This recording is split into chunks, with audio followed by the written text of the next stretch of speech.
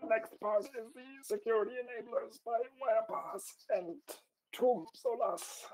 Yes, so I will just take it away and hope you can see my screen.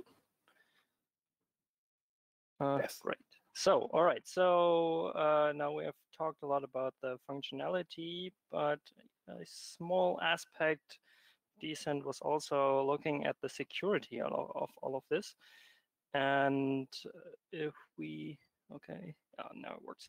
So if we look at the architecture of DEcent, it's rather simple. We have a market somewhere, and then we have participants who trade heat or energy or anything, and they need to collaborate somehow, and the market then comes up with the price. However, as we have seen in the recent 1.5 hours or so, it's a little more complex. So yes, we still have the market. Depending on how we choose to implement it, it might be a central place where all offers are collected. It might be decentralized. Then we have trading agents by each of the entities. Behind that, they actually have a local energy management agent, for example, which actually predicts how much energy is needed or how much energy can be sold. And on the local side, actually, it's getting even more complex because every participant has its own unique setup with heterogeneous devices. There are different heaters, stuff that consumes energy.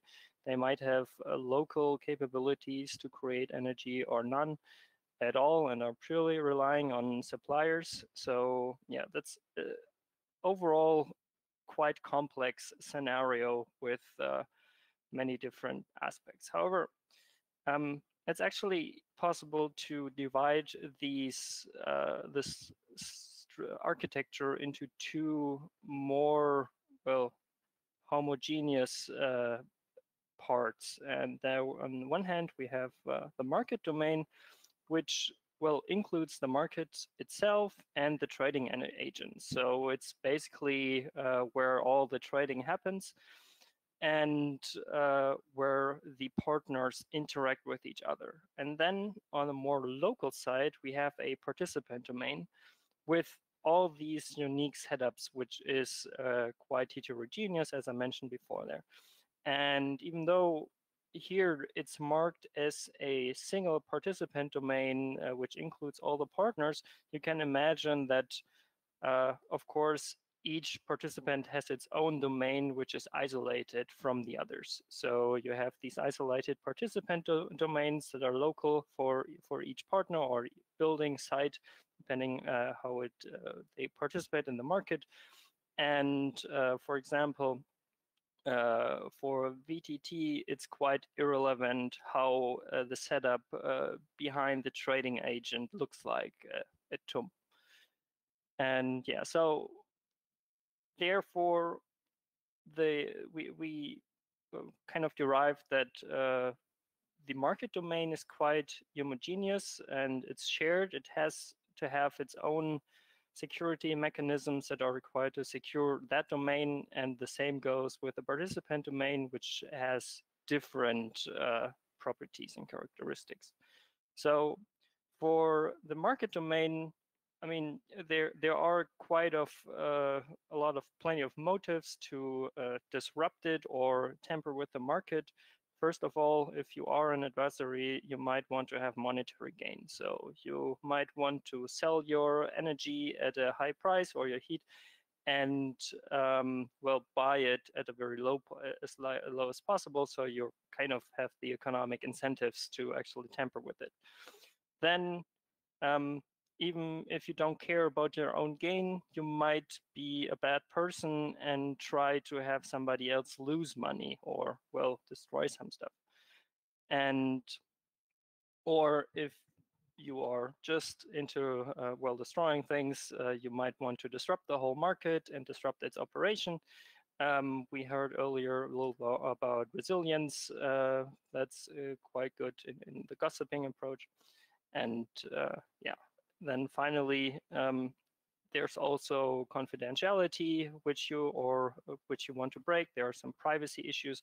For example, if there are some private households that are part of the market and you're monitoring the orders of supply and demand, you might be actually able to infer information. So for example, if TUM is participating and consuming quite a lot of energy during the weekdays, and they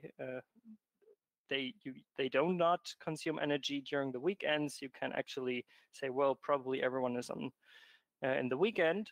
But if you have private households, you can also deduct other sorts of things, like, for example, if they are on holidays or somewhere gone there. So you can actually derive information about private matters there as well.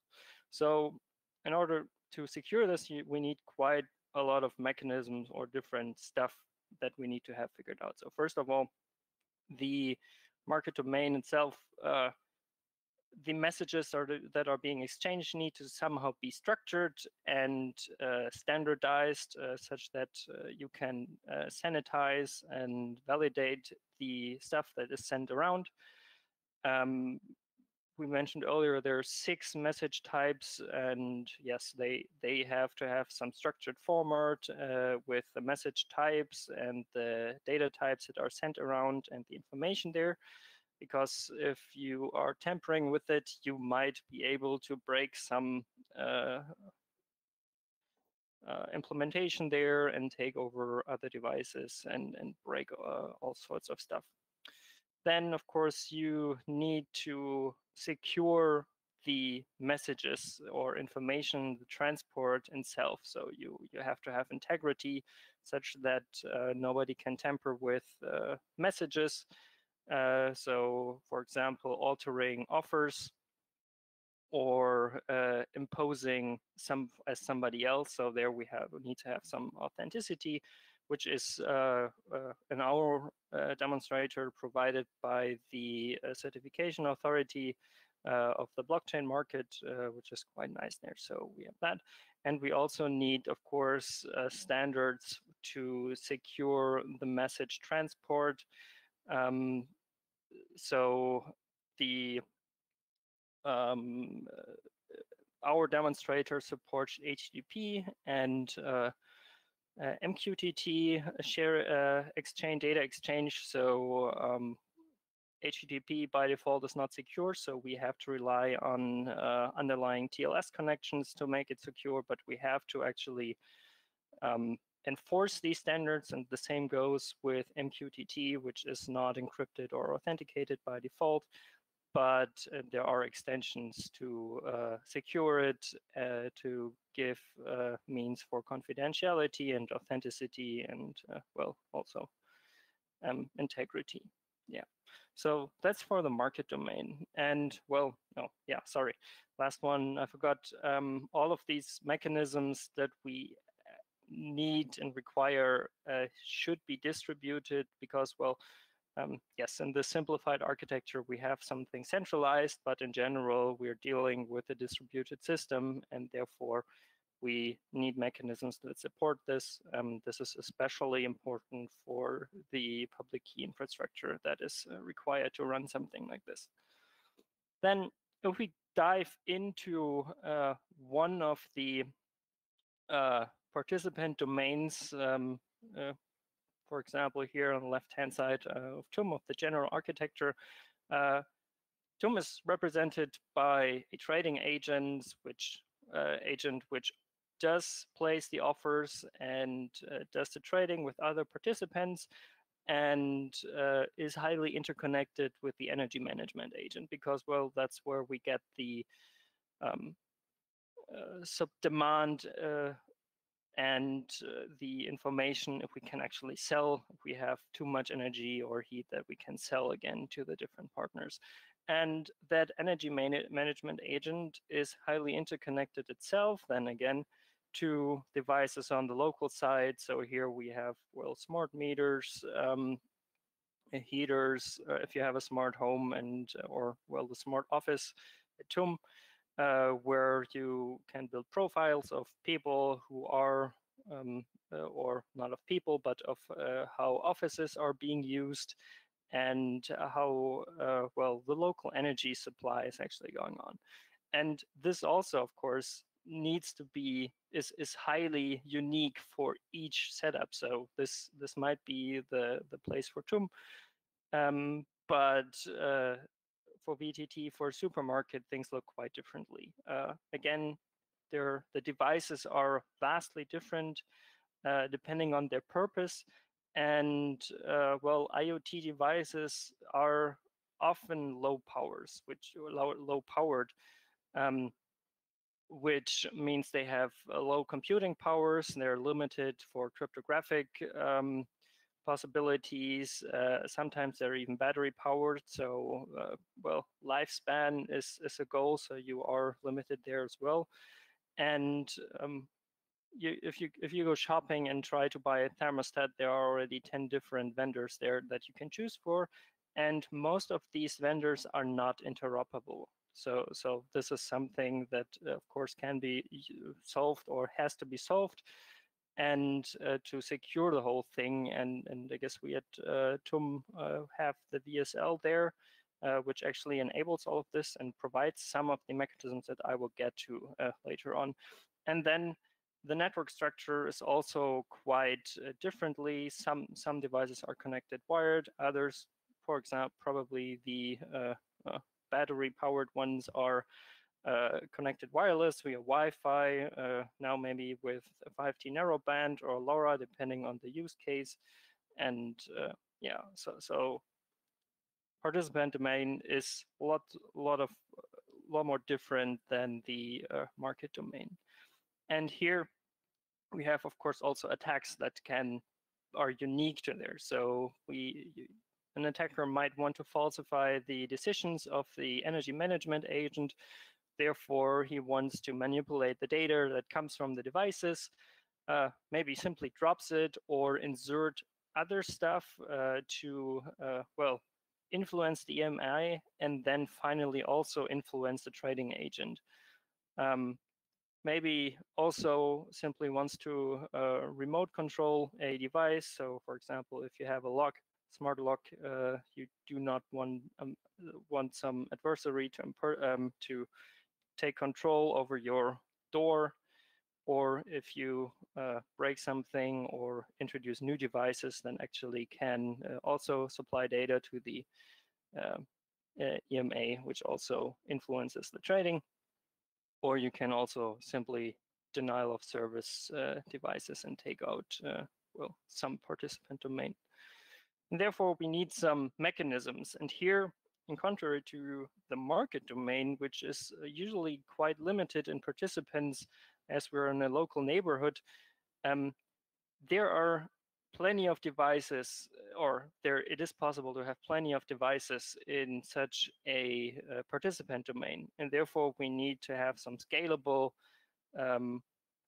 bootstrapping mechanisms. I think Wirepas looked at these, how to securely get devices into the network and bootstrap into the participant domain such that you are aware which devices there are.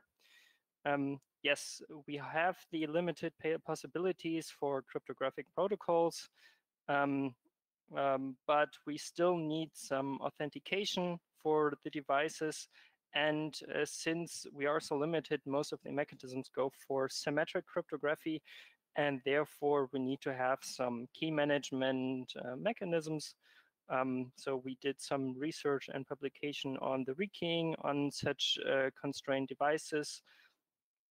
And also what's very important here, that you are actually, so there's this cyber component and the physical component, that you need to be able to verify the state of a device, such meaning that you can actually trust that if a device says that it has executed an action, that you are sure that this actually has happened, and it hasn't only occurred on the cyber layer and the device has done something different.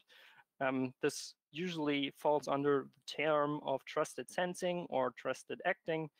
And so we also do some work there on trusted acting, where we can actually verify the execution of device commands or actions via a side channel. So to actually detect if all of that happened. And yeah, so here short overview on that with this hyperphysical part. So we want to actually verify that the stuff has occurred with a side channel. There are different side channels that you can choose from. You can use the power consumptions. If you have a meter connected to the device itself, you can use the power trace, or other side channels, audio or light emission might be something. And then you want to correlate this with actually the commands that were sent to you with the network. We built something that's based on Modbus, which is an industrial network for industrial devices, and use audio as a side channel. And actually, we can, or it's probably possible to use this combination of the information of the side channel and the network messages to actually determine abrasion of devices. So if something breaks, determine if the behavior was as intended, or on the other hand, if we find that a device performs something a little off and odd. And yeah, but this can also be used to verify that actually an action has occurred, instead of just you going for, anomaly detection. Yeah, so this is a short overview on the security perspective for that. And I guess we're 5 minutes, then we can head over to the next one, which is the demo.